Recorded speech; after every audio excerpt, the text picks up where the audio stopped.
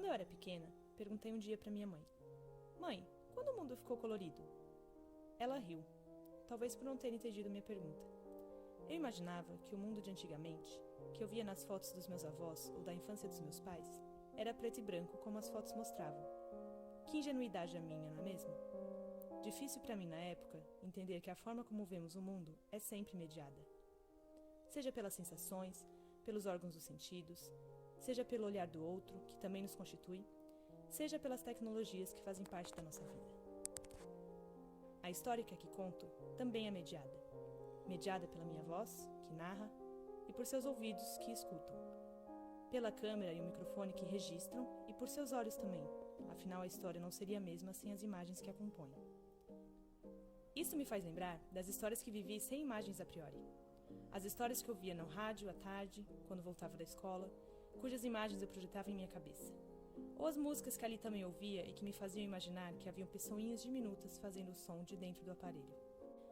Havia ainda as histórias que meus pais me contavam ou liam, que também punham minha cabeça para funcionar. Ou ainda as narrativas que eu construía ao ver imagens ou a partir de objetos, no território do brincar. Somos todos criadores e contadores de histórias, e no decorrer da vida tendemos a nos esquecer disto. Eu diria, por experiência própria, que somos persuadidos a esquecer a nossa capacidade de criar.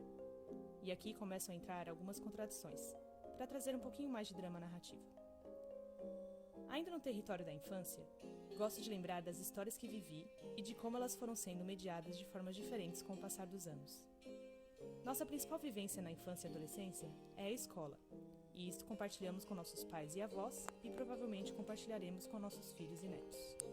Toda a minha vida escolar foi no ensino tradicional, e tenho a impressão de que, na minha geração, parece que compartilhamos um descontentamento com essa escola e as privações que ela nos trazia. Mas que privações são essas, né? A escola sempre teve um importante papel de socialização, mas conversar durante a aula sempre foi proibido. Éramos privados de nos expressar e era raro encontrarmos respostas para nossos questionamentos mais profundos, sobre nós mesmos e o mundo. E tal privação leva a nada menos que o silêncio e a suspensão da expressão livre e criativa. Chegar em casa e assistir TV com frequência soava muito mais interessante. Mas será que a televisão também não suprimiu nossa veia criativa? As narrativas televisivas eram o maior entretenimento para crianças como eu, da minha geração, pois traziam histórias com roteiro, áudio e imagem prontos. Era só sentar e curtir. Quantas horas da minha infância terei gasto sentado no sofá de frente para a TV, no lugar de desenvolvendo narrativas em brincadeiras de rua? Minha pré-adolescência foi marcada pela chegada da internet. No começo ela era discada. Às vezes eu ocupava a linha do telefone para navegar e era surpreendida com a vizinha batendo na porta, dizendo que minha mãe e o meu pai estavam tentando ligar em casa e não conseguiam. Hoje em dia os vizinhos nem me batem mais à porta. Quando instalamos a internet banda larga então, foi só alegria. Imagina poder usar a internet e o telefone ao mesmo tempo? Bem, isso deixou de ser um grande problema, porque chegou a telefonia móvel em casa. Minha mãe teve seu primeiro celular, que na época se chamava Baby, mas hoje em dia não é nada além de um tijolão. Na mesma época entrou em minha vida a câmera digital.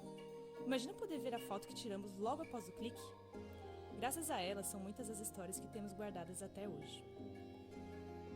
Quando paro para pensar em todas as tecnologias da informação que hoje fazem as mediações em minhas histórias, parece impossível imaginar o cotidiano sem elas. Como fazer uma pesquisa sem internet? Como chegar a algum lugar sem um GPS?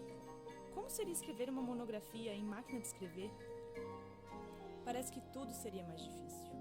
Mas por outro lado, me parece que as histórias podiam ser desenvolvidas e contadas com mais deleite, sem a pressa e a urgência por atualizações que temos hoje. Às vezes gosto de revisitar esses momentos da história, da mesma forma com que hoje revisito a escola, agora como professora, e me surpreendo com a rapidez das narrativas, mas ao mesmo tempo com tantas estagnações. Contradições que fazem parte das narrativas da vida, mas as quais eu não levo com resignação. Meus alunos têm sempre uma história para contar e querem ser ouvidos. Luto todo dia para dar voz às suas narrativas e os estimulo a mediá-las da forma que quiserem, com a composição de uma música, apresentação teatral, poesia, produção textual ou audiovisual. Não ofereço histórias prontas. História nenhuma vem pronta ou deve ser tomada como tal. Bem nos alertou a escritora nigeriana Chimamanda Adichie do perigo da história única, do perigo de criarmos imagens estereotipadas do mundo a partir das poucas histórias que ouvimos. Que deixemos as histórias serem parte de nós. Somos todos histórias.